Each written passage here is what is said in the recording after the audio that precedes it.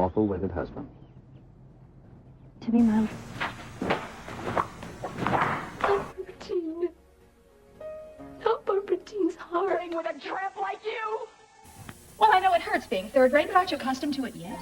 Oh, Robin, I see you. I myself the slut of Springfield! Son of a bitch in heat. I found out myself what love is all about. Hey everybody, it's me, Nikki.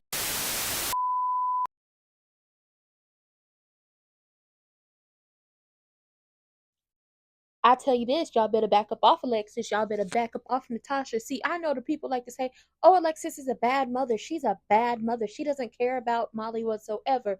No, baby. See, let me let y'all know something. First and foremost, when Molly was getting ready to leave up out that house, Alexis said, you ain't going nowhere. If your sister got a problem with it, then she gonna have a problem with it. And if she want to come over, she want to meet, we could either meet where she at, or she come over and I'll make sure you're not here so you gotta run into her, because I'm gonna tell her how her TI is. Okay, boom, point blank, period. And knowing that her daughter was really upset this season, you know, the season's forgiven and the season is the reason. And she was really just upset. She had lost her baby, she lost her relationship. She just don't know what to do. Her and her sister not good no more. Alexis sucks it up like a real mother. Shout out to the single mothers out there, because that's what Alexis was her entire life, a single mother. Shout out to the single mothers.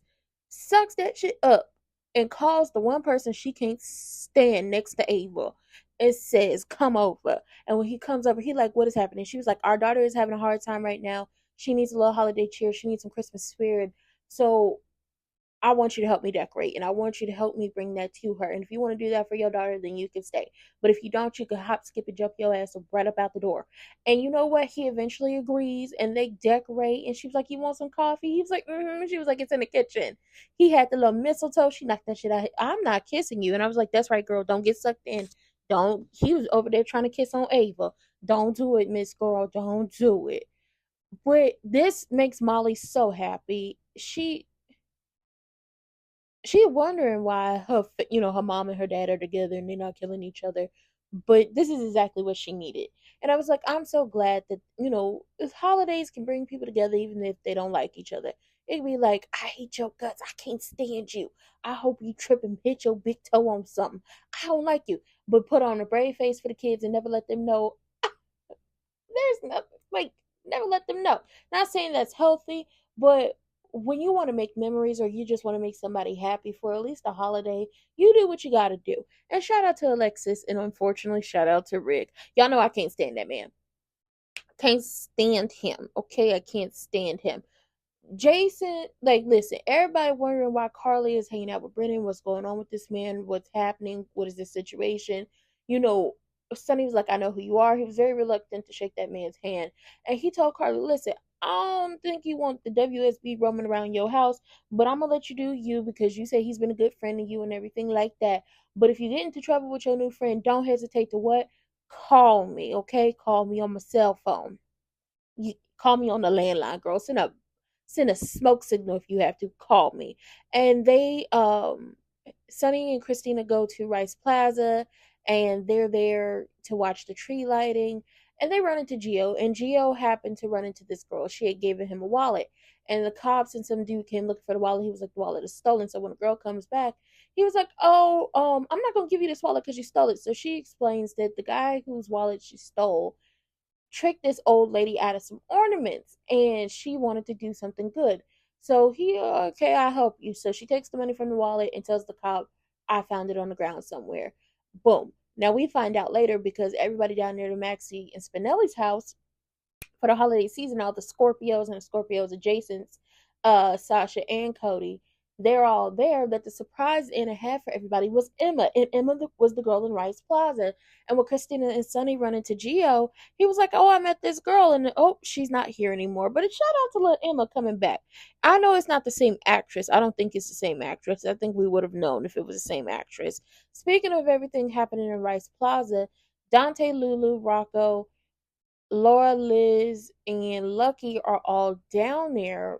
And Laura's just so happy to have her kids this year, because typically it would just, honestly, it really wasn't Nicholas. She really didn't have none of her family around except for like Spencer and all of Lucky's biological and adopted children. That's all she had for the very long time. But now her kids is back together. It's about time for Nicholas to get up out of prison because where the hell is old girl? Nowhere to be seen. Esme gone. Go on, bring him back. Go ahead, bring him back. But she's so happy, and it's just like, who would have thought this would have happened? Nobody, baby. Ow. She's just so happy, and Lucky and Liz are having a good time, and they're in awe of the trees, and they're really understanding that Dante is, at this point is just going through the motions. He's upset that his good girl is gone, Sam's gone, and he's just going through the motions. So Rocco gets a text on his phone from somebody named C. So he sends a picture of Dante and Lulu to C, and C calls, and it's Charlotte. And he gives the phone to Lulu, and she talks to Charlotte. And Charlotte was just like, I never thought I would hear your voice again. I love you. I miss you. I'm not even supposed to be calling and texting. And she, explains that all to her. So Lulu makes Rocco promise that you won't tell nobody about this call because at this point in time, who the hell knows other than Spinelli trying to find Charlotte and Valentine and Brennan trying to find Charlotte and Valentine, or Brennan knows where Charlotte and Valentine are. It's a whole goddamn mess. On top of that, Lulu had already had a conversation with Tracy about this. Tracy says, let the authorities handle it, and if they are taking too long or they're not doing the job you think they could do, I will help you find Charlotte using Quartermain resources, which annoys Brooklyn because y'all know Brooklyn and Tracy just really got close. And now that Lulu is back, I think Brooklyn feels like she's being cast to the side. And it did not help that Chase told her that, at one point in time he did have a crush on Lulu, but he had to let her know, no, baby, I love you. You're the only one for me.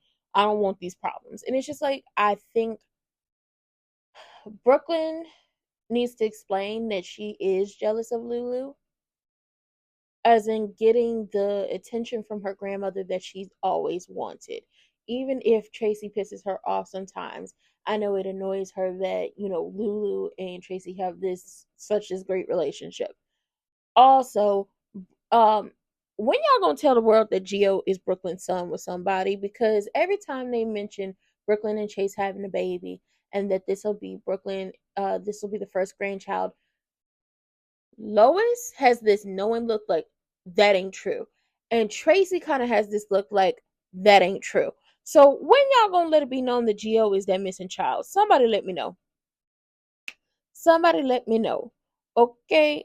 Christina and Michael are, sympathizing with each other over, the destruction of, his marriage and the children. And she says she feels bad for Willow. And she says, I feel bad because there's nothing worse than realizing you can't take something back, no matter how much you wish you could. And I think Christina in her head is thinking about what happened with, baby Natasha. That's what I named her.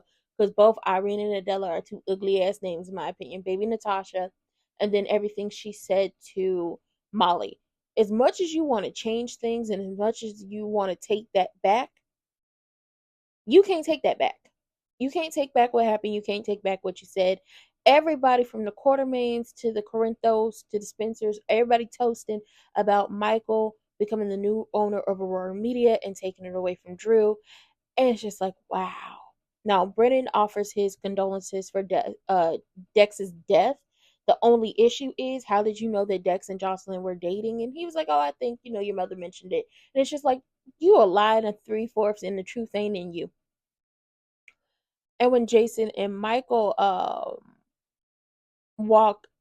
when Jason and Michael are coming into the house, they're walking past, Jocelyn and Michael helping Avery and Donna build a snowman. And this just makes, Danny sad because it makes me miss my mom. Like, I'm thinking about her.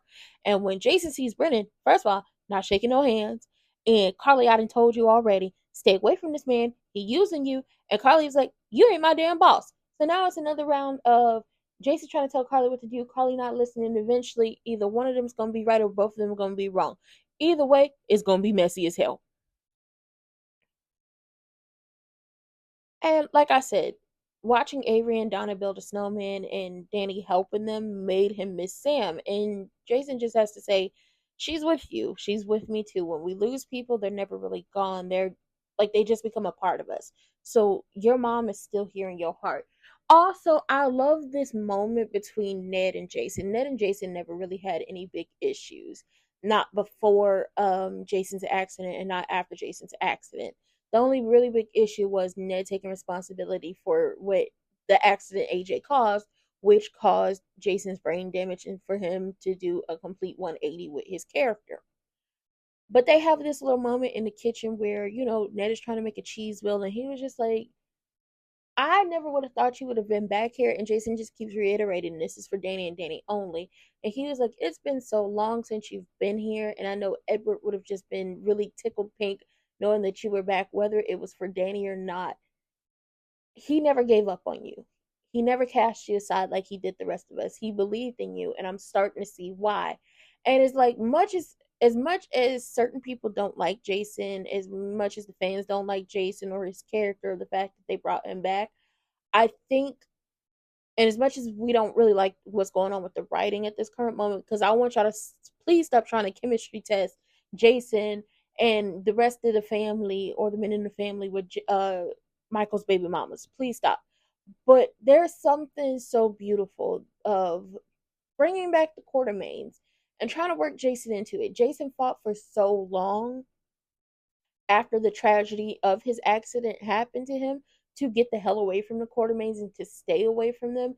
And over the years, we've had little instances of, them coming together and closing ranks, but not so much, him allowing them to be in his life just a little bit, not too much. But for him to move back in there for Danny, it just shows that as I get older, I'm changing, I'm growing, and I'm willing to kind of accept y'all in my life because y'all are not as bad as y'all were before.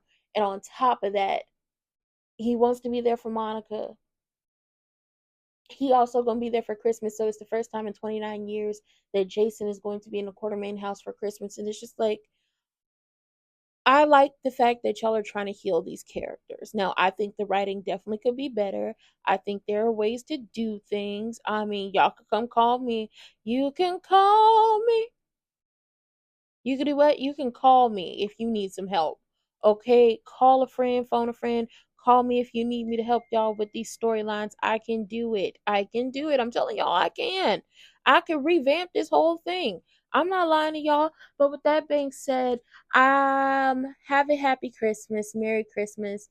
I don't know if I'm uploading this before or after Christmas for it to premiere. But Merry Christmas to all. 'Tis the season to be jolly. And for the people in the back, Merry Christmas, hoes. Merry Christmas. But happy holidays, and I hope y'all have a good day. I hope you just are able to enjoy the day. That's what I hope. I hope you are able to enjoy the day and just feel the spirit. And I love everyone, and I'll see y'all later. And don't forget to check the links in the description box down below and like, comment, and subscribe. And turn your post notifications on. And I'll see y'all for the next one. Bye.